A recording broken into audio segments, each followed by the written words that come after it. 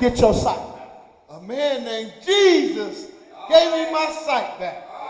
And this became so frustrating to the Pharisees. Well, if he did give you your sight back on the Sabbath, then he must work for the devil. But again, this man says, you're arguing with me about what he is.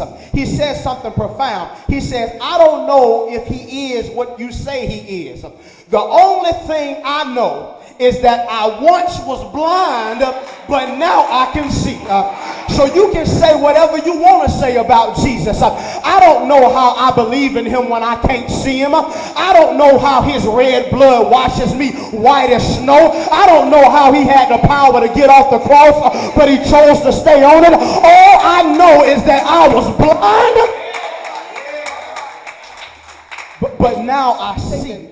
In-depth observation of the text. The first thing that I need you to know in regards to Jesus declaring himself the door would be that Jesus is a closed door. Yeah. Somebody say a closed door. He's a closed door. Jesus is a closed door that stands between you and your enemies. In those days, the number one predator of sheep were wolves. Somebody, if you were where I'm trying to get to, you already be smiling. Because Jesus is the door that stands between you and your enemies. If it had not been for Jesus standing between you and your enemies, the wolves would have devoured you a long time ago. But it was Jesus standing between you and the folk that are wanting to see you fail. The folk that are talking about you behind your back. The people that huddle up in the corner and devise a plan to trip you up. The wolves would have devoured you if it had not been for the closed door of Jesus standing between you and your enemies. The wolves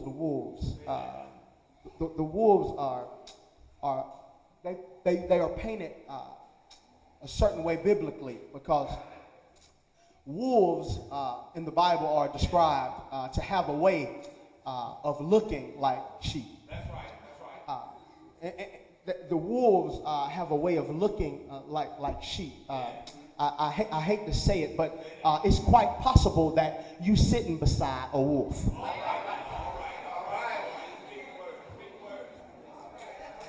I ain't talking about you. I'm talking about your neighbor. Amen.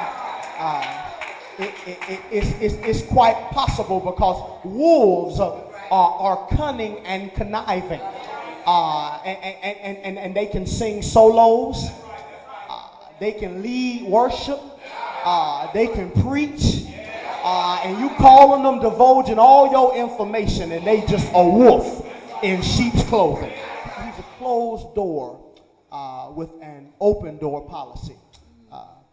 That statement is a little exegetically entangled. Does that make sense? It's a little tension in that text, or at least in that statement, because how can Jesus be both an open door and a closed door at the same time? Well, only the God we serve could do that. The God who is the God in heaven, yet at the same time wrapped himself in flesh and walked on earth. Only God could do that simultaneously. Only the God that we serve could take a church and subtract from it, and yet at the same time add to it. The only God that could take a church and divide it, but at the same time multiply it. Total grace. Do I got a witness?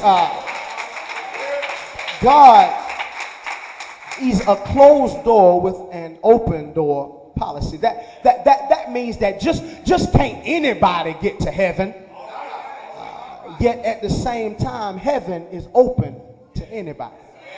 You just can't be a liar, a drunk, and a thief and get into heaven.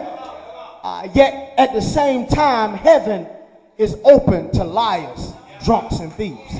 But the only way you can enter in is through the door.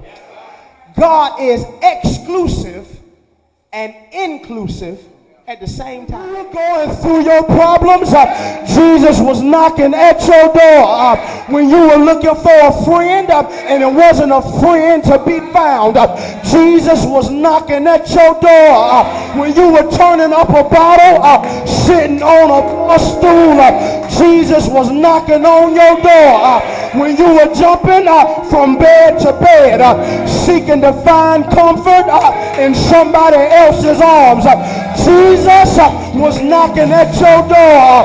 And when everything failed you and you didn't know where to turn, Jesus was knocking at your door. Is it anybody in here ready to open up the door? He wants to come into your heart and set you free.